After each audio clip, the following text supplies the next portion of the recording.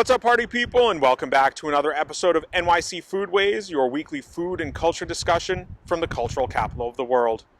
My name is John, and this week's episode is dedicated to the life and legacy of photojournalist Stanley Green, the Fearless, whose haunting documentation of the First and Second Chechen Wars produced some of the most searing images I have ever encountered, and whose passing I was unaware of until doing research for this episode. May he rest in peace. A good way to know if your people's food has made it into the cultural DNA of New York is if it's sold on the street, findable in every bodega, and recognizable the world over. Today on NYC Foodways, we turn our hungry eyes to one such food, the food of New York City's Ashkenazi Jewish population, or rather, the food that used to be by, of, and for them, but is now served to all. A bit of historical background. The Ashkenazi Jewish cuisine of New York as we know it today got its start in Europe and arrived on these shores in the 19th and early 20th centuries, brought here first by waves of German Jews, then later by Jews emigrating from the so-called Pale of Settlement, that region of Eastern Europe where my particular ethno-linguistic religious group resided in varying levels of safety for centuries. As always, these folks brought the culinary and cultural traditions of their homeland, along with the Byzantine system of Jewish dietary restrictions, and adapted it all to their new surroundings. Okay, on to the food. I'm going to divide this set of uniquely New York foodways into categories I arbitrarily invented a few days ago, and will rate each dish on the Goyim Palatability Index, or GPI, a scale that measures the likelihood that a non-Jew would find it appetizing. We'll start with Jewish food that has, at this point, transcended cultural identity and essentially reached food meme status.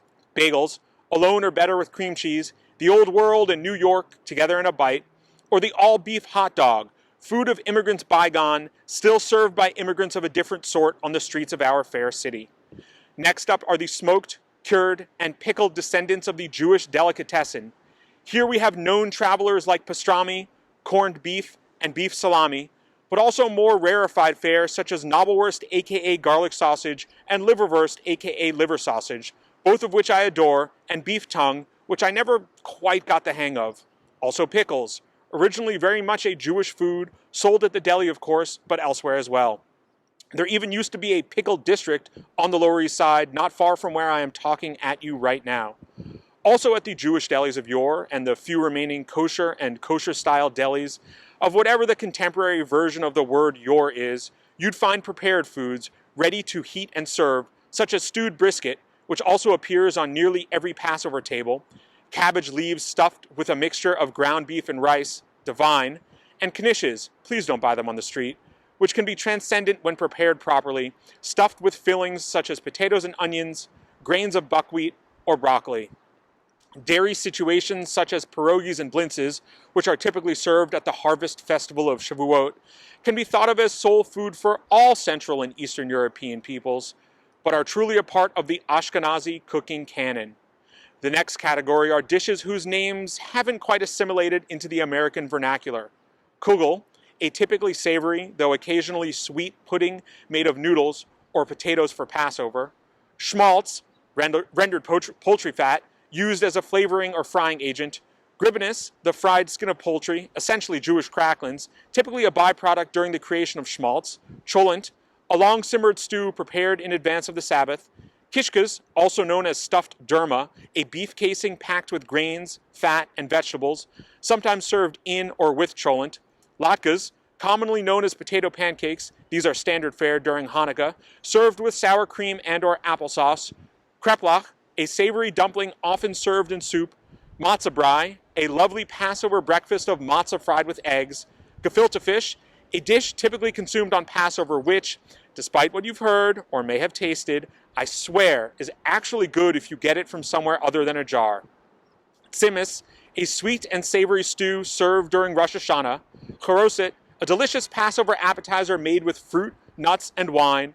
And a couple dishes that may ring a bell for longtime viewers of NYC Foodways. Farfel, also known as barley noodles with mushrooms. And kasha varnishkas, buckwheat mixed with pasta. Next up are soups. The classic matzo ball soup, generally served on Passover but delicious throughout the year. And borscht, which, like the aforementioned pierogies, is rooted throughout Europe, but in this YouTuber's humble estimation truly is a Jewish dish.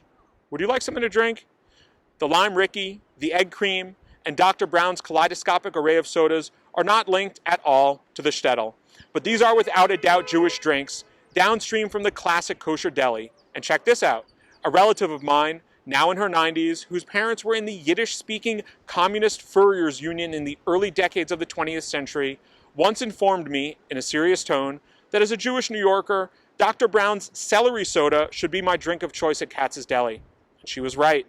It's a perfect accompaniment to a hot pastrami sandwich. Now on to bread. Lechem in Hebrew.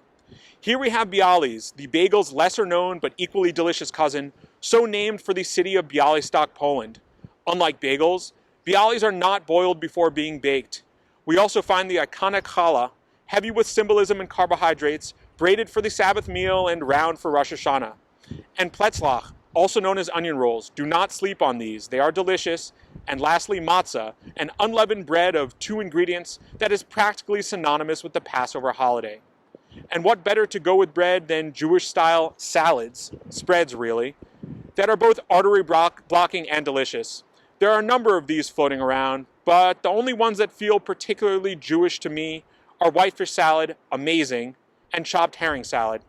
I think I'll include chopped chicken liver here, mainly because I'm not sure where else to put it, and its consistency is consistent with the other dishes in this category. We'll next focus on the foods of the appetizing store, defined elsewhere as the deli's other half, that is, the realm of bagels and lox. This is my favorite aspect of New York City's Jewish foodways, and also the most expensive. Like lobster, oysters, and caviar before it, smoked fish in the Eastern European style was once the realm of the poor, but is now very much the domain of the paid.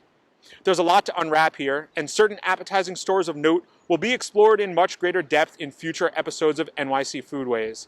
As to the food itself, there are dozens of different preparations of smoked, pickled, or cured salmon, a New World adaptation for sure, as salmon didn't run anywhere near us in the old country, along with more traditional smoked fish such as sable, trout, sturgeon, and whitefish.